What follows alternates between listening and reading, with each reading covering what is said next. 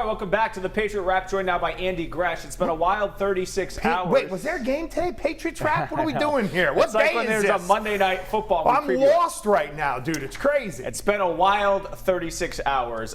Based on when we heard the news Saturday morning to where we are now, they're supposed to play Monday night. Patriots with 2 planes, one at Logan, one at Green, getting out to Kansas City.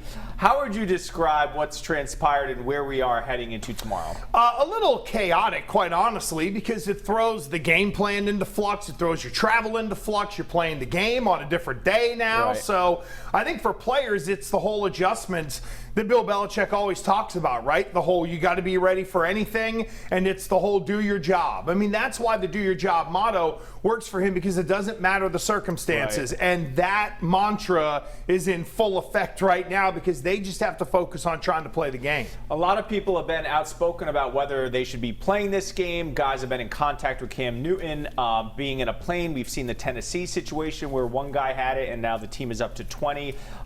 Should the Chiefs and Pats have all negatives tomorrow, do you think it's the right decision to play? Well, it is. And look, let's remember that the players and the Players Association and the league negotiated all this, and they said to the players, you're in, and here are the risks. You want your money, this is what you got to do, or you're out. And the fact that they're taking 2 separate planes tells me that the Patriots are not only taking this seriously, but that the league learned from the mistakes of what they did with the Titans. That's why they put the stop down on everything and wait a couple of days to see if there were further positives. That was really the big mistake that the NFL made. It shouldn't have been, because the team was flying, hey, let's just pull the guy off and here we go. Right. And that's why I said earlier today on New England Nation, if this were a home game versus a road game, I think the reaction would have been very different in terms of what would have happened with the actual game being played today. Anyone who's been on an airplane knows the day you travel, you're sort of groggy, you don't feel great. All right, teams never travel the day of a game. They're going to be traveling the day of a game out of their game day routine. We know like a guy like Julian Edelman has his routine. He's on the field X hours in front.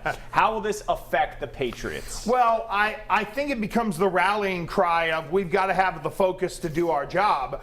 But there's no question, Yianni, between the mental wear and tear of, wow, I was around Cam in the locker room, am I bringing this home to my family, and knowing that your families are safe and tested and okay, there are going to be some guys that might be thinking about it, and there are going to be some guys that are going to be over it or who are single and don't even have to think about it. So I think for some guys, their mind's going to be all over the place, but I trust dudes like the McCourty brothers themselves to be able to hunker down and focus the way they need to, and they're the leadership for the rest of especially that defense to be able to keep them going in the right direction.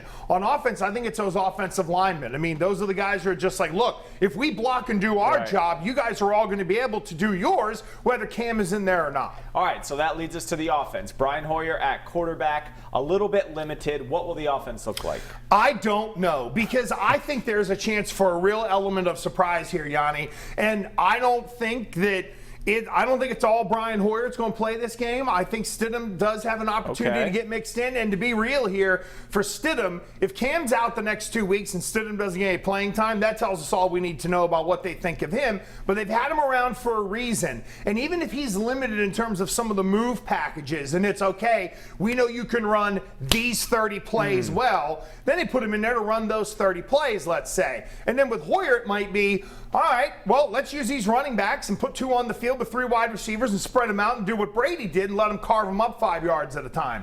So I think there's a real chance for a lot of, whoa, where did that come from element of watching this football game. Maybe a tight end gets thrown the ball and you're like, wait a minute, I used to see that before. That could happen in this game against the Chiefs. Yeah, we talked about Devin Asiasi on Nation. It sort of reminds me when they had Jacoby Brissett week 3 or 4, 2016, when Brady was suspended.